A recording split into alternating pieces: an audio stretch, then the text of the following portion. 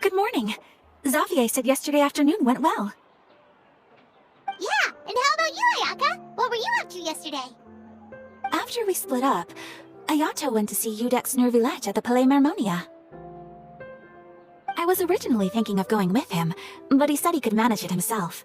He told me to go see the sights around Fontaine and to enjoy the local culture. So I rode the aqua bus with Yoimiya and visited the opera house on Aranias Island. Yeah, you wouldn't believe what we saw there! 2 mechanical puppets that were dancing together! You've already seen them, right? Yeah, those two! Amazing, aren't they? We sat and watched for quite a while. It was mesmerizing, like we could keep watching them forever. Oh, it was the same for us the first time we saw them too! Afterwards, we went swimming at the beach! Well, diving, to be exact. It was the first time I ever breathed underwater! I held Ayaka's hand and we counted down together. 3, 2, 1, and then splash! We were beneath the waves. At first, I didn't dare to open my mouth. But once I couldn't hold my breath any longer, I decided to take a big breath in. Turns out the water wasn't as salty as I imagined. It didn't really taste like anything at all. Before I knew it, I was breathing like normal down there. It was an amazing feeling. Ayaka said I was too nervous and needed to loosen my grip. She got used to everything way faster than I did.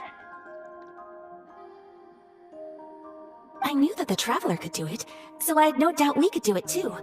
That helped me feel at ease as soon as we dove in. The underwater world in Fontaine truly is beautiful. I love seeing the romaritime flowers blossoming underwater, like little candles lighting up the streets at night. Yeah, and there were so many creatures that we've never seen in Inazuma. Like those fish that shimmer like a sword blade. Whoosh! Oh, and those big fish that call when they see people. Ooh. Oh, you mean Hunter's Rays and Blubber Beasts! I just love the name Blubber Beast. Just wait till Pops and the others hear about this. They probably won't believe a word I say. Yoimiya was down there for quite a while. It was dark before we finally rode the aqua bus back to the city. I figured she'd want to sleep in today. Yeah, even I was worried I wouldn't be able to get up. I still felt like I was drifting in the waves when I went to sleep last night. But as soon as I woke up today, I remembered that we'd all be shooting a film together, and I was ready to go. Speaking of the film, where's everybody else? My brother and Xavier were speaking to the restaurant owner about using the place as a filming location. They should be here soon. As for the others, We're here.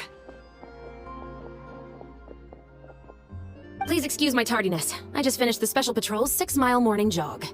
Wait, 6 miles? I'm so tired. I heard you all chatting, so I decided to come down. I sure could use some of that endless energy everyone else has. Good morning, everyone. Morning. Can someone fetch me a cup of coffee? More milk, hold the sugar. Sure, I'd be happy to do that for you. No, you can't go anywhere. Please, have a seat over here so I can get started on your makeup. The last thing I want is coffee stains on my costumes. I can get the coffee. It's the perfect job for an assistant.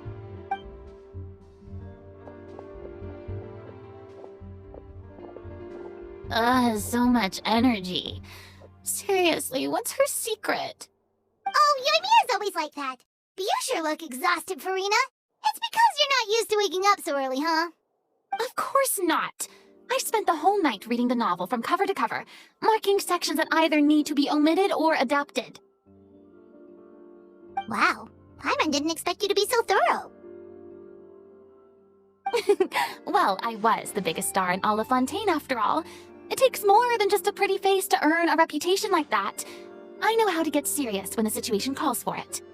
I went all out when I was acting as an Archon, so why wouldn't I do the same for my own life? Here's your coffee, Director Farina.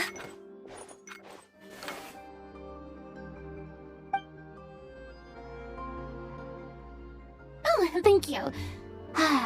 The sound of being called director and the aroma of coffee feels almost as refreshing as hearing the birds chirping in the morning. Ah, it seems everyone has managed to arrive on time. We've reached an agreement with the restaurant owner. We are free to use the second floor to shoot our film. Really? That's great! He is really looking forward to our film, and hopes that providing his restaurant as a filming location will attract more customers. Well then, Mr. Xavier, I'll leave the rest to you. Okay, thanks. First, I'd like to introduce our new members. This is our prop manager, Veronique. She'll be in charge of all the film's props and items. And this is Bono, our lighting technician. He'll be in charge of lighting and illumination to set up each scene's atmosphere. Wow. Sure feels like we have some real professionals joining the crew now. First of all, please allow me to first express my sincerest gratitude to everyone in the crew. When my investor informed me yesterday that he wouldn't be able to provide the funds, I really thought that this was the nail in the coffin for this film. I had no idea that I'd find so many people willing to help me on such short notice. Thank you. Thank you all from the bottom of my heart. No need to be so cordial, Mr. Xavier. We're all honored to be a part of this. Your works made a profound impression on me when I saw them back in Inazuma. I am sure that someday, this film will be remembered as a prime example of cultural exchange between Fontaine and Inazuma. Yes, the story is the reason I agreed to join. I can't bear to even imagine what this film would look like without the very best director. Anyway, I would like to make a promise to everyone that as the producer of this film, I'll do whatever I can to ensure that everything goes as smoothly as possible. This is not just my film. It also embodies the thoughts and feelings of every person here, as well as the endless effort we are about to pour into it. So, without further ado, the Two Musketeers will officially begin filming now! You may take it from here, Director Farina. All right, listen up, everyone.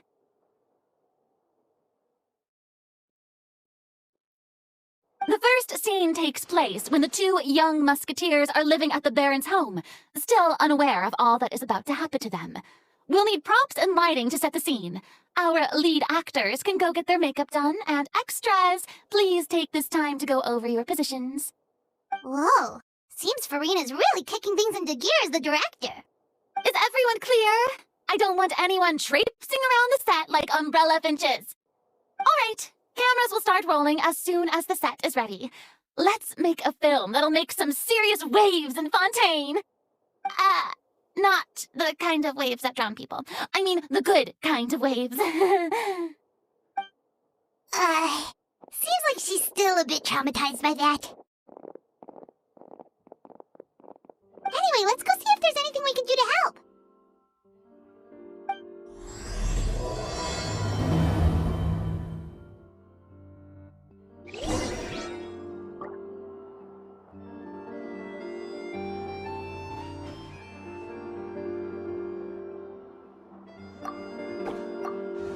I don't need any help here. Why don't you try asking someone else?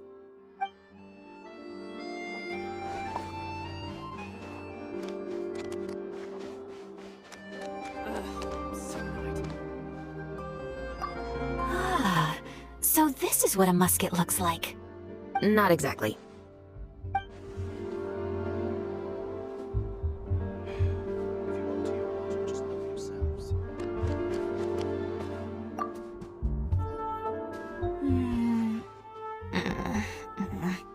Ayaka has mentioned you to me before. She said that you two were great friends when you were kids. No talking. I'm thinking about how to do your eyeshadow. Ah, yes. To help me really look the part. To achieve a more young and naive look for this scene. Are you saying the wrinkles around my eyes are too deep? You just have too much of a calculating look in your eyes. You sure don't mince your words. It seems you really haven't changed much. Quiet.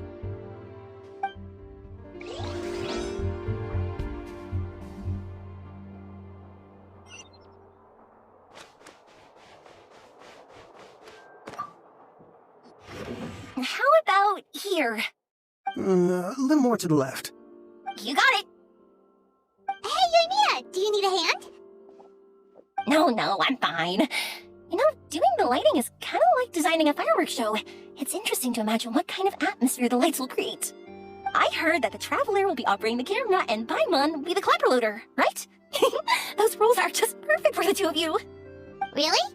Is that because it'll be easy for Paimon to hold the clapperboard while flying? Well, sure, there's that, but that's not exactly what I meant. I just think that after all your journeys together, you two must have developed a super close bond and just naturally know how to work with each other. If I'm not mistaken, the director will want the cameras rolling as soon as the clapperboard goes clack. Oh, I see. It's amazing to see the magic behind filmmaking. Yunia, we need lights over there too. Oh, on it! I've got to get back to work. Chat with you later. Oh, it's exciting to see so many people working together to bring the film to life. Seems like Yumia's really getting into it. But she was right. We do have a super close bond, don't we?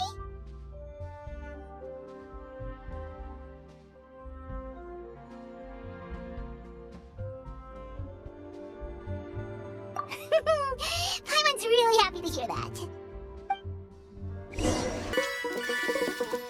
This is a real musket? No, it's just a prop weapon. Not bad. Have you seen a real musket before? Only in books and newspapers. I made this one based on the relative shape and proportions I saw in reference images. When we're filming, some special gunpowder will be applied around the muzzle, which will help create the flash and smoke effects of a real gun being fired.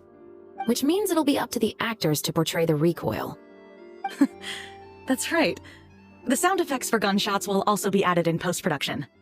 Thank you, Veronique. I think I know where to start now. However, the musket's gears and firing pin could still use some work. Adding some wear on the metallic components will make them appear more realistic. Also, be sure to rub the muskets with some oil each time before we start shooting. That'll give the impression that the firearms have been well maintained. Good point. You seem to know a lot, Miss Chevres. I assume you use these types of firearms on a regular basis? Yes, I perform routine maintenance on my weapons every day. Just like we as people need to eat and sleep, muskets need to be cleaned and maintained. I also perform similar care for my sword every day, and familiarize myself with its shape and weight, to the point where it feels like a natural extension of my body.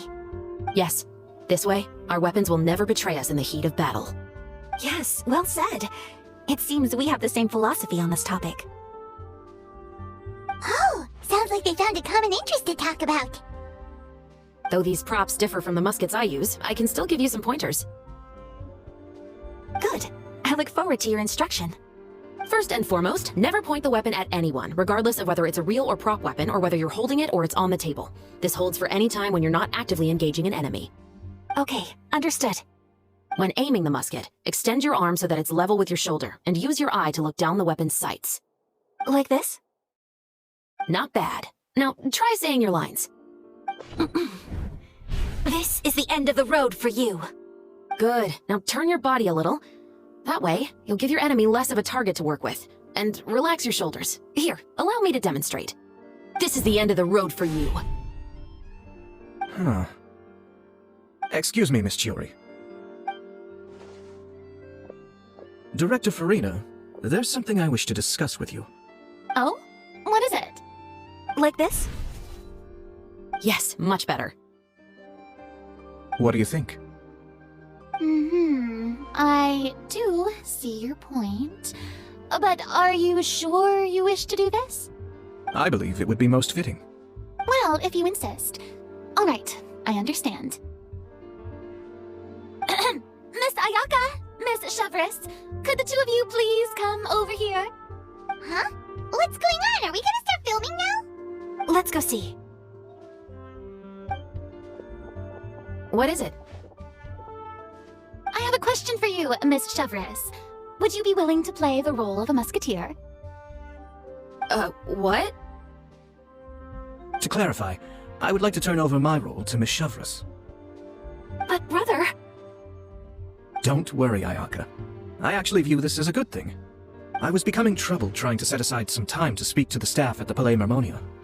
I would like to have some conversations about the cultural exchange between our two countries, and I've heard that the bureaucratic process here can get rather complicated. Now, I will be able to focus on my work.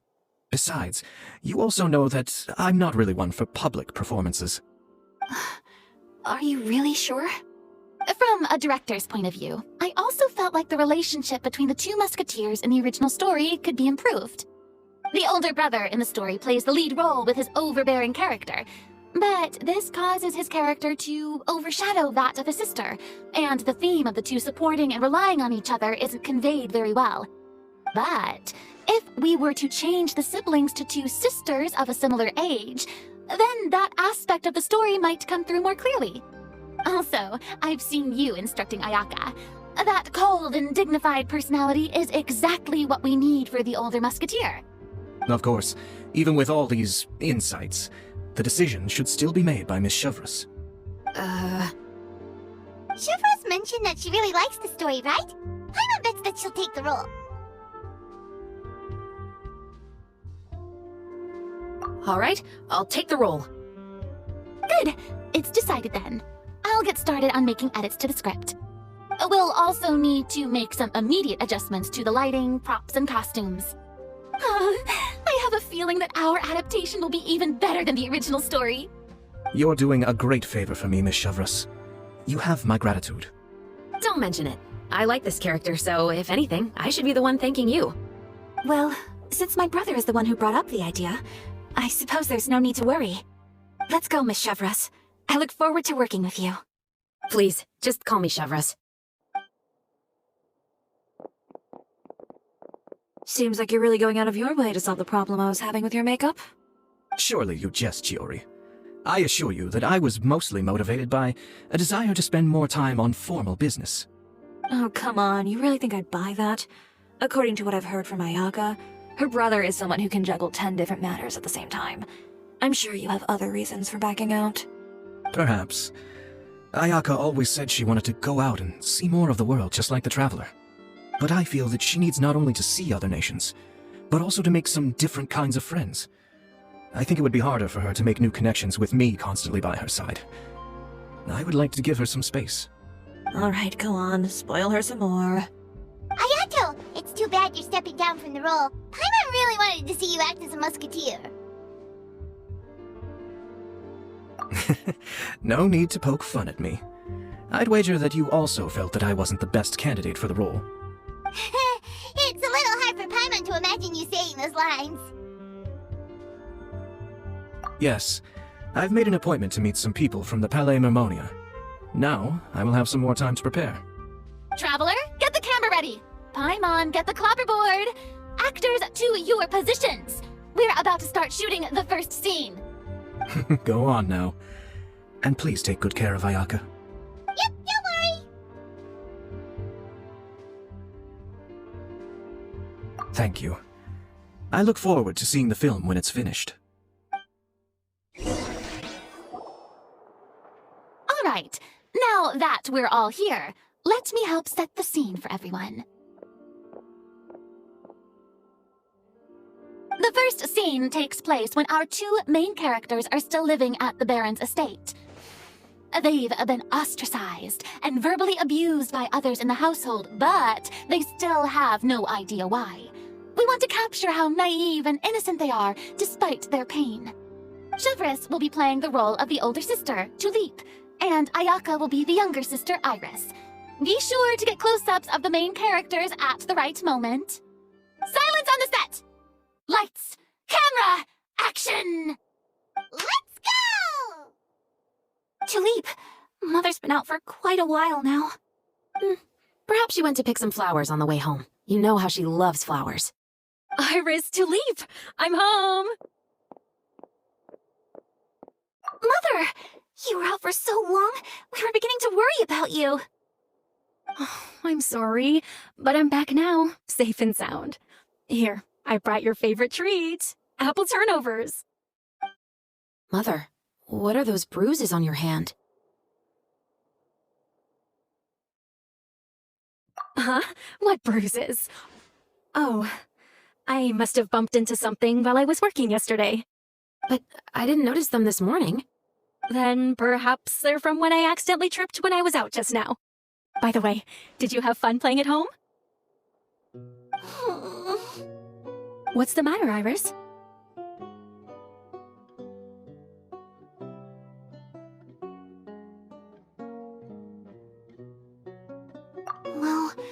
we've realized that no one really wants to play with us.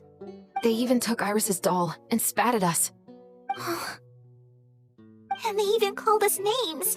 They said we were... Shh. It's all right. Don't worry. Girls, listen to me. It doesn't matter what anyone says. Don't listen to them. No one can define you with such words. You both have wonderful lives ahead of you. Just like your names. You will both blossom like beautiful flowers. Maybe your time to blossom hasn't quite come yet, but one day, you two will bloom more beautifully than anything else. Don't let the soil you're in now ruin your future beauty. Understand? My dear daughters. And cut! Not bad. The actor's emotions were all on point. Let's keep that take. Also, if our clapper loader could avoid shouting at the start of the scene next time. Oh, got it. Great. I was a little worried that my nerves would get the better of me. What about you, Chevros? I felt fine. The lines weren't too difficult at all. Seems like Farina must have adapted the role nicely. You two were great. I couldn't tell it was your first time acting in a film. You should have more confidence. Thank you for your encouragement. Positions, everyone! We'll move on to the next scene after we try a few more camera angles.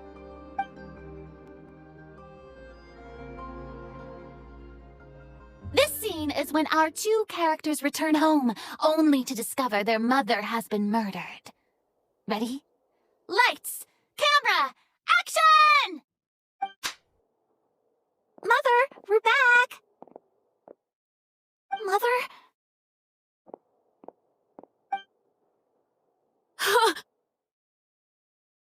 What's wrong, Tulip? Iris, stay away! Huh? Why? What's... Mother! Mother... She's...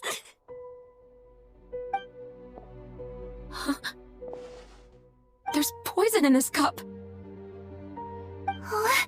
I could have sworn I've seen this kind of cup before. Those aristocrats. They didn't even try to cover up their actions.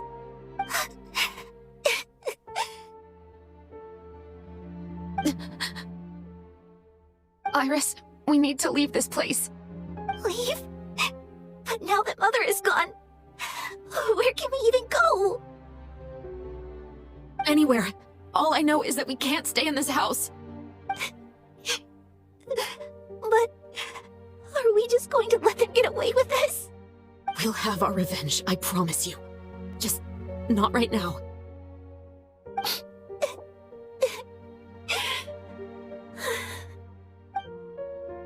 Come on, let's go. No, wait. We can't just leave Mother here like this. At least let me leave this rose with her. That's why we went out in the first place. To buy her this flower. All right. Goodbye, Mother. We'll avenge you. Someday. And cut! Beautiful! Great performance! Oh my, you're so amazing, Ayaka! And were those real tears I saw? How did you do it? I was surprised too. Thank you for the kind compliments. Actually, as soon as Director Farina said action, I told myself not to think about anything. I just felt the weight of the moment and became the character. It's quite similar to practicing the art of the sword. You clear your mind and focus only on what's happening in front of you. Ayaka's performance was amazing. Have I discovered an acting prodigy? Pipe down, everyone! We need to move on to the next scene!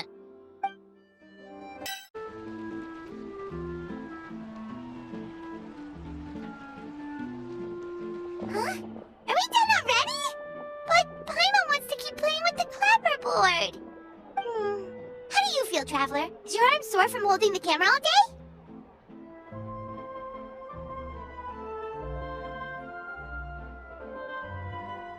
Good work, you two.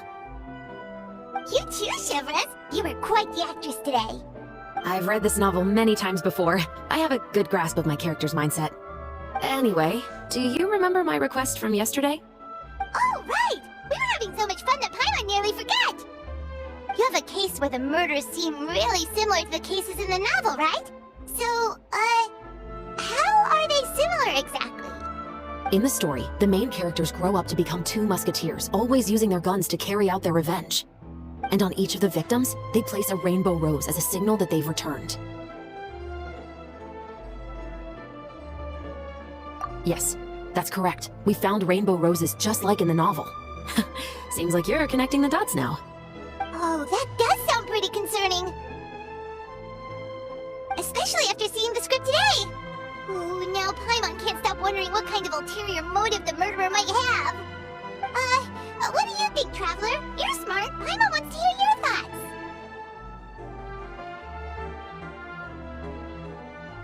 Good. On behalf of Fontaine's Special Security and Surveillance Patrol, thank you for your dedication to justice. There's no time to lose. We should start investigating right away. Follow me. Huh? Right now? But we just got done filming all day. Paimon's so tired. The most valuable intel always comes after nightfall. They are like small, remote islands in the middle of the sea. If you don't stay vigilant, you will pass right by them in the fog. That's how one of my favorite books always puts it, at least.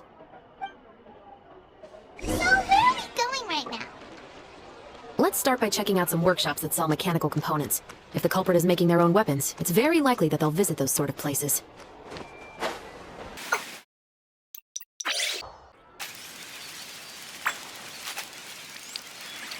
Shop. How can I help you?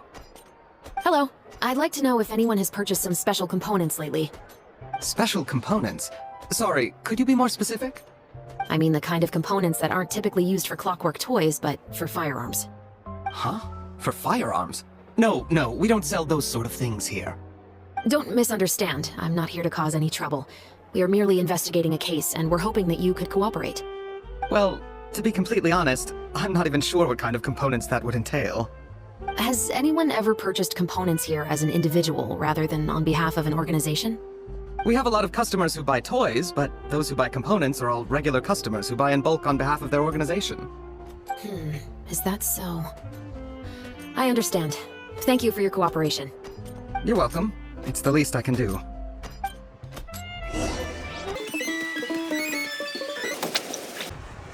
Oh, hey, Chevres. Run out of oil for your musket again?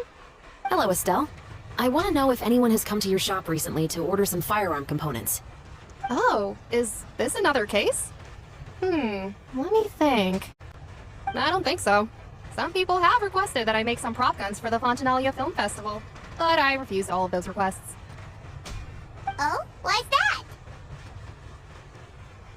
Because there's no profit! I only make things here that can do some real heavy lifting. I don't have the energy to make some new molds just for the festival. Then has anybody come specifically looking for mechanical components? Well, I usually sell off my scrap to the Fleuve Centre. I don't typically give them to one specific person. I understand. Thanks for your cooperation. Don't mention it. Always happy to have the Musketeers' patronage. Seems like we haven't found any leads to go off yet. Yeah, unfortunately. Alright, let's head to Fleuve Centre next. Huh? Are you sure? People might not be so thrilled to see the captain of the special patrol there. You think so, huh? Then I guess you don't know. Huh? Know what? That I grew up in Fleuve Centre.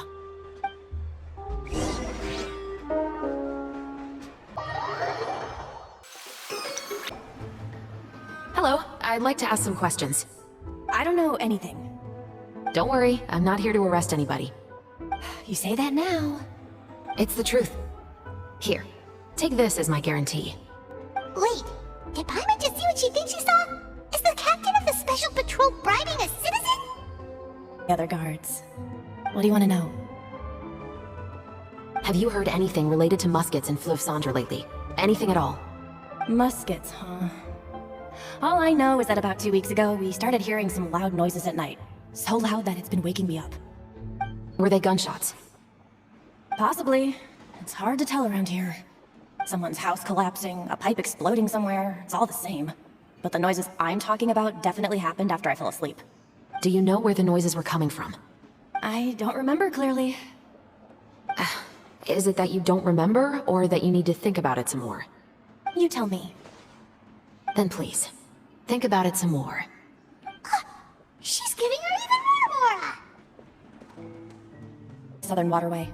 I came out and had a look for myself and I wasn't sleeping well, but I didn't dare get too close. That's all I know. All right, I'll take your word for it. Thanks for the pâte de fruits.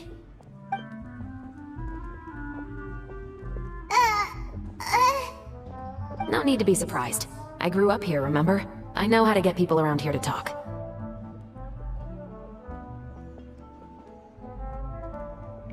My apologies, I'm all out of sweets. Though I do have some other tempting snacks in my custody. Fries, fried chicken, and even onion rings. But taking care of junk food is my responsibility. You're better off sticking to your normal, nutritious diet. Now then, let's keep going.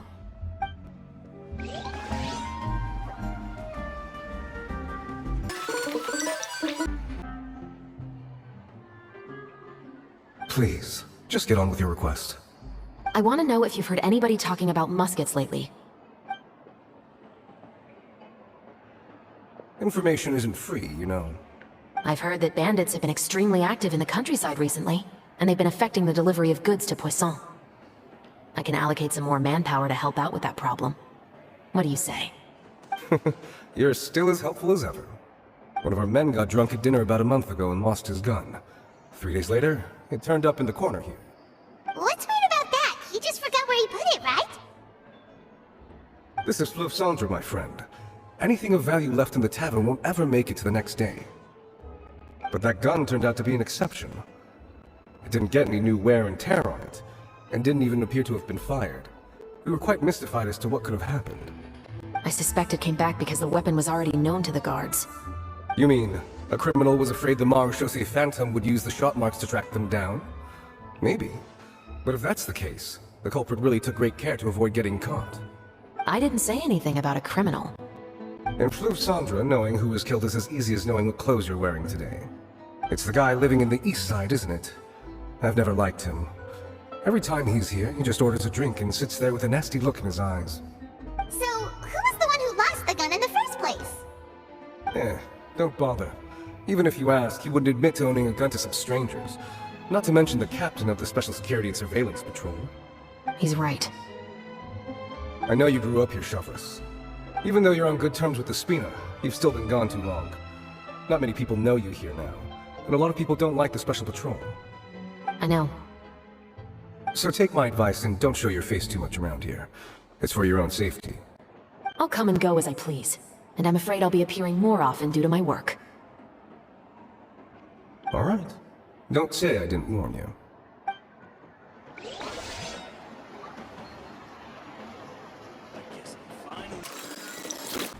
Planks and barrels, as well as some liquor bottles?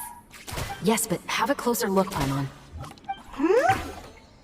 Even though somebody has purposefully tried to clean them up, these are obviously marks from musket bullets. In other words, someone was here trying to improve their shot. They were using the barrels and bottles for target practice. Could it have been the killer? Your guess is as good as mine. Although many people at Fleuve Cendre own guns, few hide the fact from others, and even fewer would go to such lengths to hide markings from practice shots. Anyway, let's go. There might be more to this. Paimon feels like we managed to learn a lot more here than up on the surface. Yes, assuming that everything we found is indeed connected to our suspect, then their timeline was probably something like this. A month ago, our suspect found a gun and took it home to disassemble it. Once he'd figured out its mechanics, he brought it back. In the following weeks, he used some parts to create his own makeshift musket, and took it to the Fleuve Cendre for target practice. Then, a few days ago, he found his target and carried out the murder. Once the deed was done, he left a rainbow rose on the body, just like the scene in the novel. That all makes sense to Paimon, but we're still no closer to figuring out the killer's identity! The deceased was a resident of Fleuve Cendre. It said that he was a poor, solitary man. Yeah, that's also something I'm trying to figure out. If we are indeed following the novel, and there's a story behind the murder, then this murder should be an act of vengeance. But according to our investigation, the deceased didn't have any enemies. He was no saint, but no one's heard of a rival who hated him enough to shoot him dead, much less care to leave a rose on his body. What message is the killer trying to convey? And to whom exactly?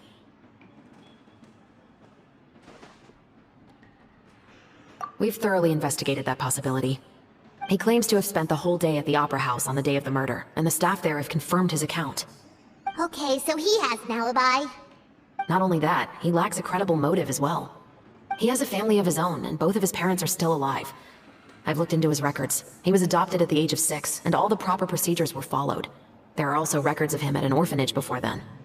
In the story, the mother of the 2 musketeers was murdered after the children turned 10. Of course, he could have changed the children's ages, but I don't want to assume anything without evidence. More importantly, I've also had a chat with him in person. He didn't seem like the kind of person who would pull the trigger to kill a man. Then, what should we do now? We have all this new information, but it doesn't help us move forward. Investigations take time. I didn't expect us to catch the culprit in just a single day. How about this? Let's spend the next few days filming with the crew. We can continue the investigation once we're done with the film. I'm sure that given time, new leads will present themselves. Wait, but weren't you saying Intel is like small, remote islands in the middle of the sea just a moment ago? Wouldn't you just miss them if you were to stop looking? Ah, but the book had more than one reference to the islands, Paimon. Oh? What else did it say then? As long as you spend enough time sailing through the fog, you'll eventually come across an island.